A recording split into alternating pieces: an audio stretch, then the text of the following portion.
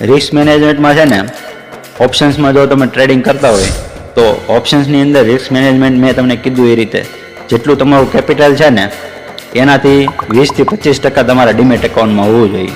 અને કોઈ પણ તમારી લોટની સાઇઝ જે છે એ તમારે ફિક્સ હોવી જોઈએ ટ્રેડિંગ.